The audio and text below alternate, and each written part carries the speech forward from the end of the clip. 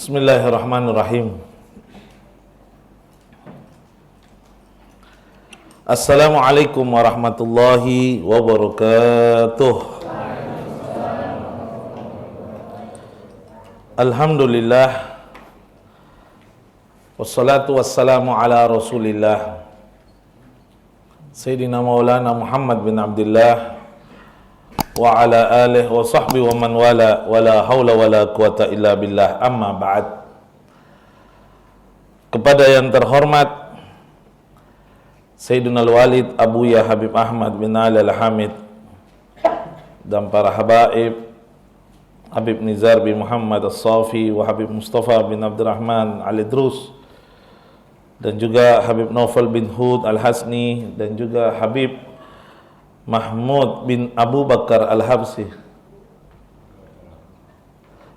dan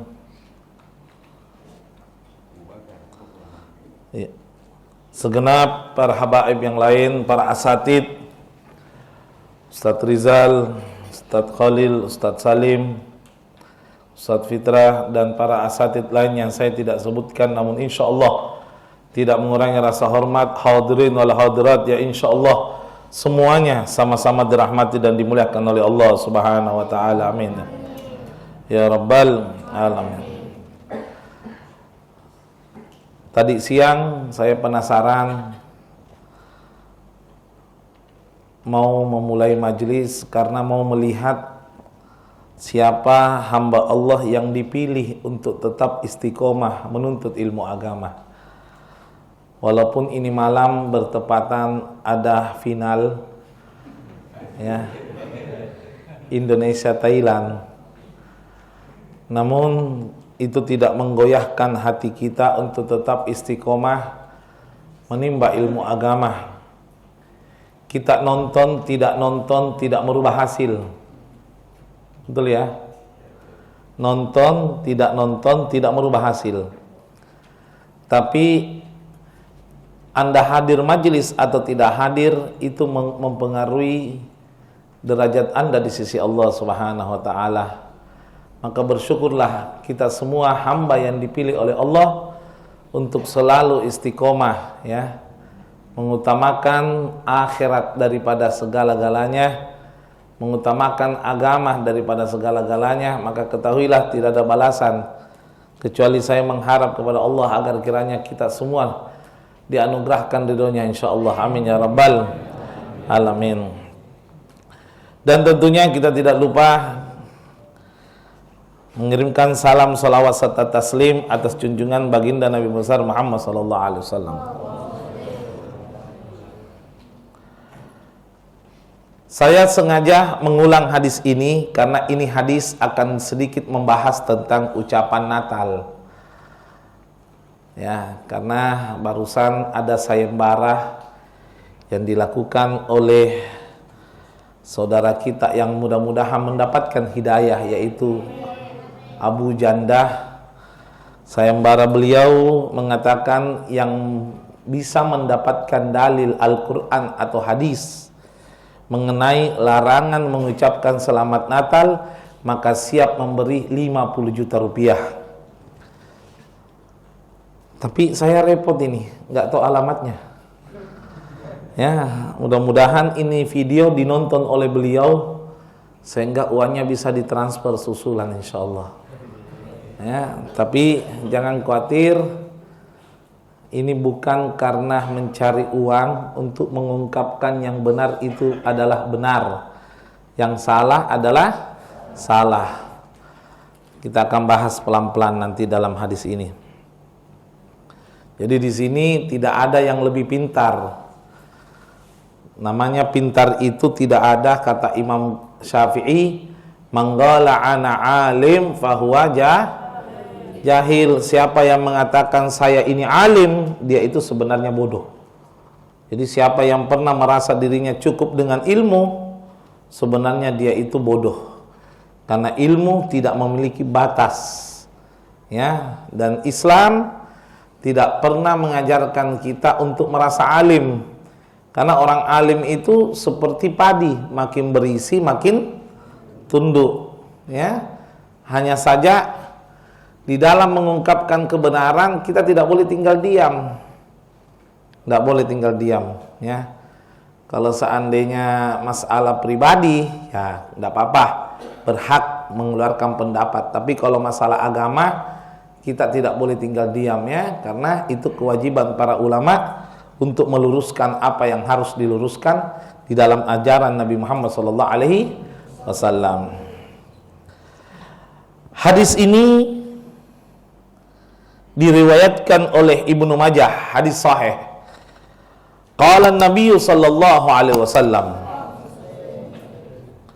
khamsun min haqqil muslim alal muslim. Ada 5 yang menjadi kewajiban seorang muslim atas muslim yang lainnya.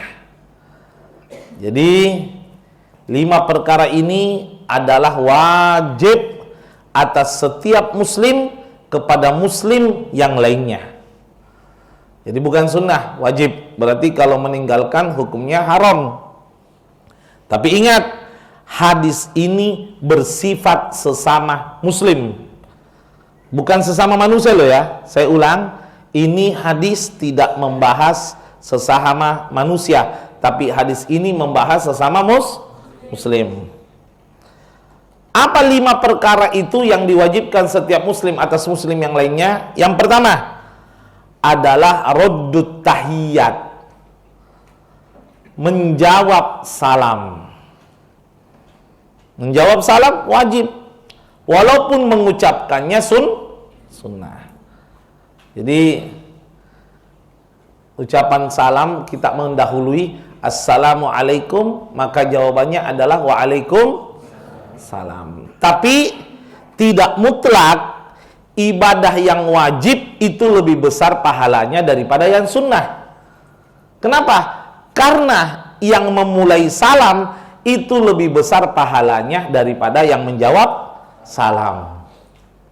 Memang kita sepakat bahwa yang wajib itu lebih utama daripada yang sunnah. Tapi dalam hal salam, ya, mendahului mengucapkan salam itu lebih besar pahalanya daripada menjawab salam, yang mana menjawab salam itu adalah wajib.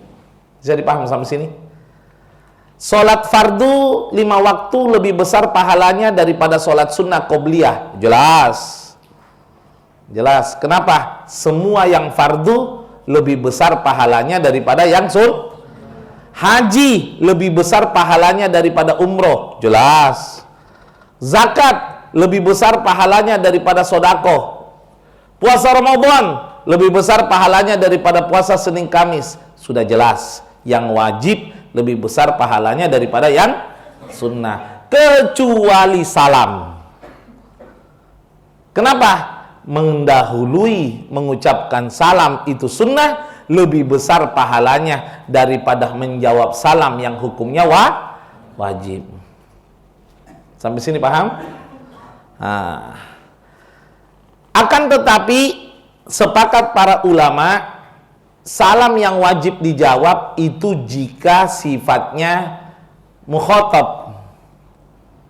Ya, sifatnya mukhatab dalam arti kata berarti kalau rekaman tarjil tidak wajib. Misal kita nonton YouTube, di YouTube ada penceramah mengucapkan Assalamualaikum warahmatullahi wabarakatuh. Bagaimana? Tidak wajib menjawab, karena tidak sifatnya langsung, kecuali itu siaran langsung. Kalau siaran langsung otomatis wajib, sebagaimana kalau berhadapan. Akan tetapi alhamdulillah, saya katakan alhamdulillah. Kenapa alhamdulillah? Keringanan hukum ini menyelamatkan kita. Apa itu? Menjawab salam sifatnya fardul kifayah. Fardul kifayah. Artinya, jika ada salah satu di antara kita yang menjawab, maka yang lainnya tidak wajib menjawab. Contoh, saya tadi mengucapkan salam, Assalamualaikum warahmatullahi wabarakatuh. Yang jawab satu. Misal ini, yang jawab satu santri, yang lainnya semua diam. Bagaimana? yang lainnya selamat dari dosa berkat diwakili yang menjawab satu orang tersebut. Ini enaknya nih. Ya, alhamdulillah. Kenapa? Bagaimana kalau seandainya menjawab salam itu fardul ain? Gawat. Kadang-kadang kan kita menghayal, tidak didengar itu.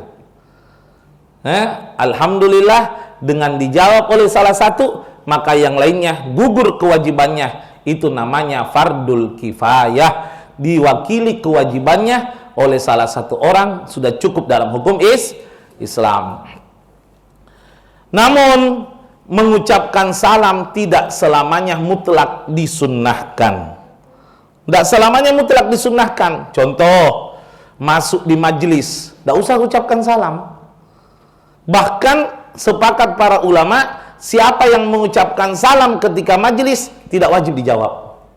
Kenapa? Karena tidak memenuhi standar anjuran syariat untuk mengucapkan salam. Misal ada orang masuk, Assalamualaikum warahmatullahi wabarakatuh, sudah tetap aja majelis. Tetap aja majelis, tidak usah dijawab. Ya. Tetap aja majelis, tidak usah dijawab. Orang yang di dalam kamar mandi, tidak usah ucapkan salam. Misalnya kita mau keluar, orang tua kita dalam kamar mandi, Abah, Assalamualaikum, tidak usah.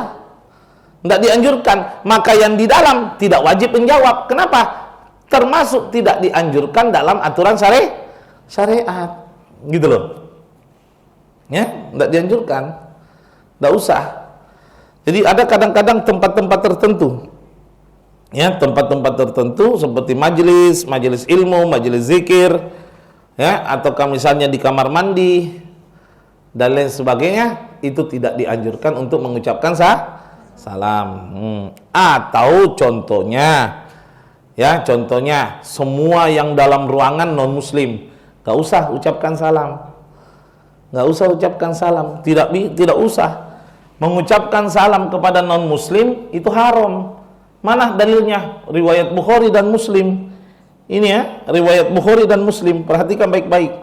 An Abi Hurairah radhiyallahu an, dari sahabat Abu Hurairah radhiyallahu an, yaitu Abdurrahman bin Sahar, semoga Allah meridai, anna Rasulullah sallallahu alaihi wasallam qaal, sesungguhnya Nabi Muhammad sallallahu alaihi wasallam pernah bersabda, la tabda'u al-yahudah walan nasara bisalam. Jangan kau sekali-sekali mendahului kepada orang Yahudi dan orang Nasrani salam. Dilarang mendahului, tidak usah.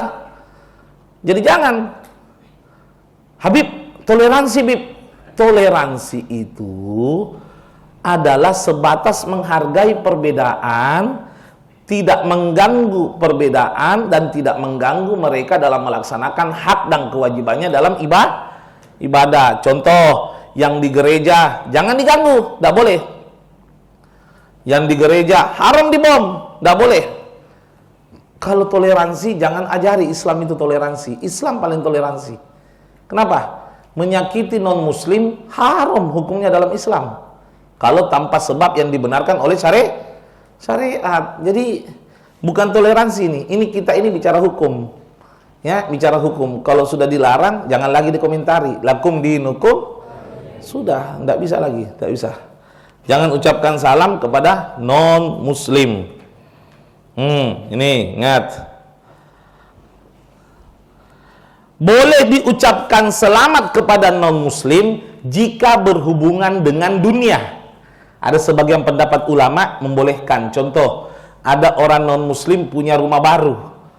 Punya rumah baru. Ini urusan dunia nih. Punya rumah baru, pindah rumah ini. Lalu kita salaman, selamat ya atas rumah barunya, masih boleh. Dia punya anak, lahir anaknya, selamat ya atas kelahiran anaknya, masih boleh. Dia punya usaha baru, restoran baru, selamat ya atas usahanya, masih boleh. Tapi kalau urusan ibadah, tidak boleh. Seperti ucapan Natal. Kenapa? Perhatikan baik-baik. Man tasyabbaha biqaumin fahuwa minhum. Siapa yang serupa dengan satu kaum, nanti akan digolongkan nanti bersama mereka di hari kiamat. Ya, digolongkan. Siapa sih yang mengucapkan selamat Natal? Yaitu mereka antara non non-muslim. Masa kita mau serupa dengan mereka?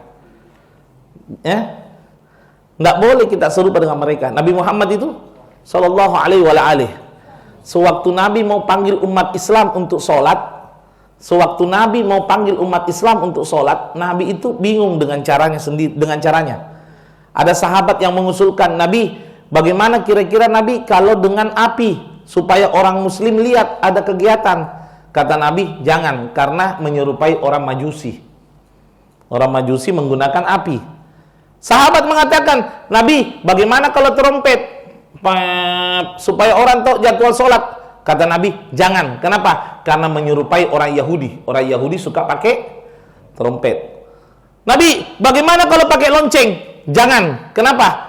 Menyerupai orang Nasrani. Nabi itu tidak mau. Akhirnya turun malaikat Jibril mengajari azan. Ini komandangkan azan yang Bilal sebagaimana yang telah diajarkan oleh Allah kepadamu. Jadi itu kalimatnya tidak mau Nabi persis.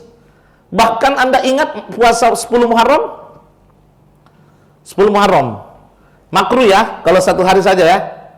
Kenapa 10 Muharram itu makruh kalau satu hari? Kan kata Nabi, tambahkan satu hari sebelum atau setelahnya. Kenapa? Supaya menyerupai orang-orang Yahudi. Paling anti Nabi menyerupai orang Yahudi. Paling anti Nabi menyerupai orang non-muslim. Tidak mau. Jangan. Begitu juga kita sebagai umatnya Nabi Muhammad SAW. Ingat baik-baik ya. Man tasyabbah, siapa yang menyerupai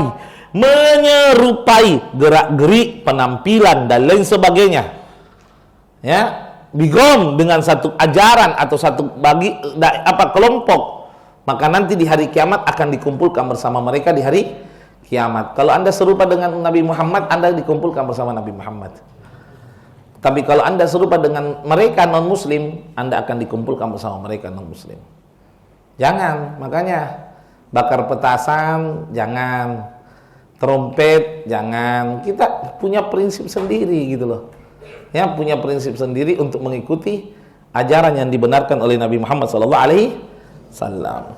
Jangankan mengucapkan salam yang sifatnya sunnah, menjawab salamnya orang non-muslim tidak boleh. Saya sampaikan lo ya, ini hadis lagi nih. Perhatikan baik-baik. Qala Nabi sallallahu alaihi wasallam, "Idza sallama alaikum ahlul kitab faqulu wa alaikum," rawahul Bukhari wal Muslim. Idza sallama, jika mengucapkan salam, alaikum, kepada kalian ahlul kitab, mereka non muslim, mereka orang-orang kafir, alaikum, kepada kalian.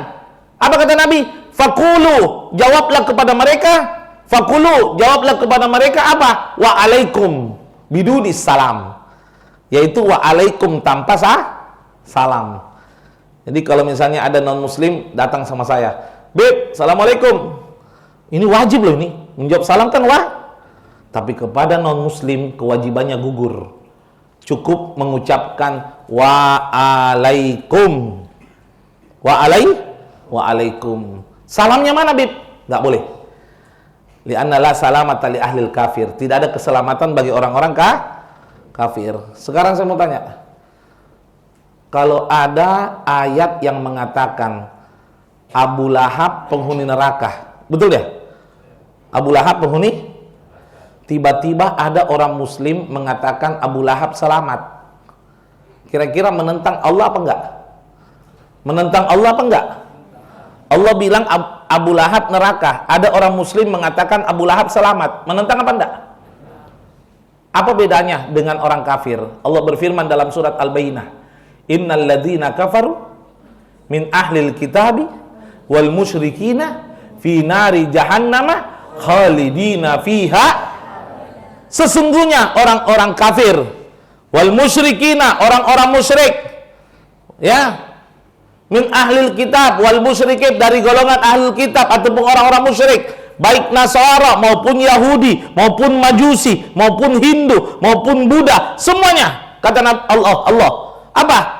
Finari jahannam, di dalam neraka jahannam, khalidina fiha, kekal di dalam neraka abada, selama-lamanya. Ini taukid loh ini. sudah kekal selama-lamanya lagi. Lalu datang ada umat Islam mengatakan mereka selamat, menentang perkataan Allah apa enggak? Berbeda perkataan Allah apa enggak? Kafir apa enggak? Iya. Jadi jangan coba-coba ada yang berani mengatakan mereka itu selamat. Gak ada selamat, cuma satu yang selamat. Inna dina indallahi Islam. Sesungguhnya agama di sisi Allah cuma Walaupun misalnya ada jenderal atau pejabat mengatakan semua agama sama, mudah-mudahan dia dapat hidayah. Sesat itu. Itu kalau dia tidak bertobat sudah musyrik, murtad itu. Kalau mengatakan semua agama, berarti dia mengatakan semua Tuhan. Apa bedanya? Agama kan berdasarkan ketuhanan. Kalau dia mengatakan semua agama sama, semua Tuhan sama, hati-hati loh.